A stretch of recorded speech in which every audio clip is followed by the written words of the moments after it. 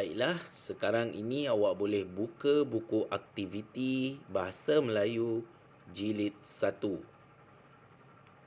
Muka surat 62.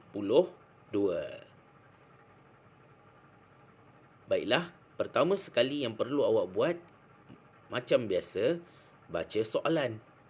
Soalannya, bina ayat berdasarkan gambar dan kata perintah. Berdasarkan gambar, awak kena teliti gambar tu, lihat semua keseluruhan gambar. Kemudian guna kata perintah yang diberi.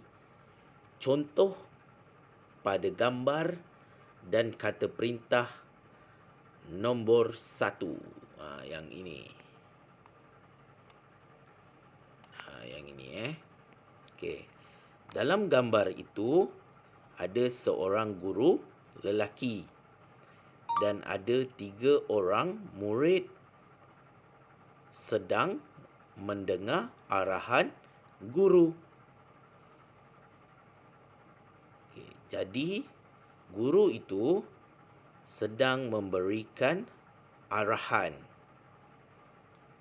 Sebab semua murid tu, ketiga-tiga murid tu sedang mendengar dan memerhatikan guru tu, cikgu tu.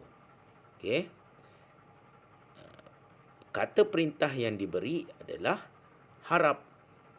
Bagaimana awak nak bina ayat berdasarkan gambar dan kata perintah? Jadi awak buat harap dengar dengan teliti.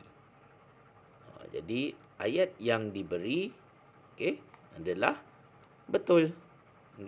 Harap. Harap digunakan untuk apa tadi? Awak dah lihat video tadi tentang fungsi kata-kata perintah. Mengharapkan sesuatu terjadi. Baiklah, gambar yang kedua.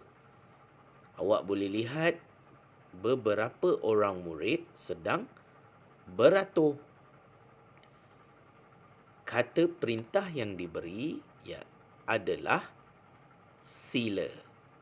Bagaimana awak nak bina ayat menggunakan kata perintah sila berdasarkan gambar yang diberi?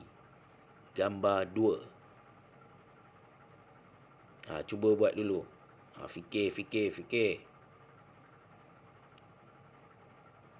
Okey, sila beratur dengan lurus. Itu contoh ayat saya. Sila beratur dengan lurus. Jadi ayat yang saya buat ada kata perintah sila dan berdasarkan gambar.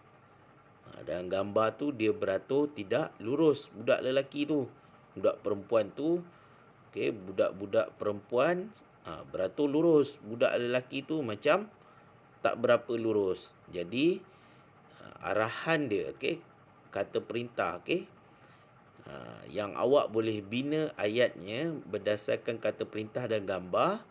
Sila beratur dengan lurus. Tulis. Baiklah, gambar yang ketiga. Yang tu. Ada 2 orang budak perempuan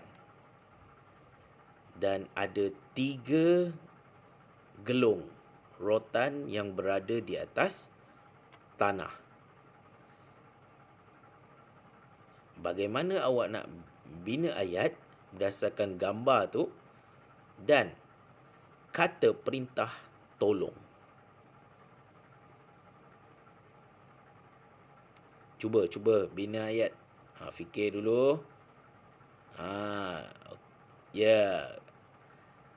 Tolong ambilkan saya gelong rotan itu. Jadinya budak perempuan yang tidak memakai tudung tu. Tolong tadi digunakan untuk apa? Meminta bantuan. Jadi, tolong dalam gambar ketiga ini, dia minta bantuan kawan dia mengutip gelung rotan yang berada di atas tanah. Jadi, ayat yang awak boleh bina untuk gambar ketiga itu adalah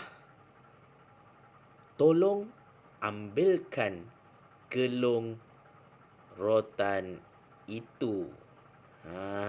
Okey.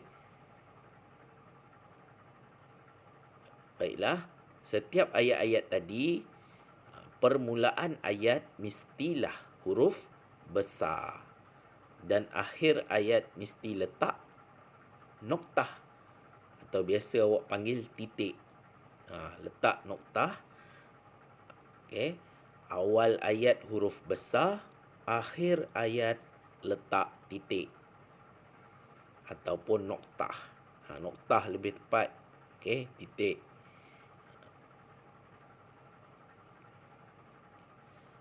Baiklah, gambar yang keempat.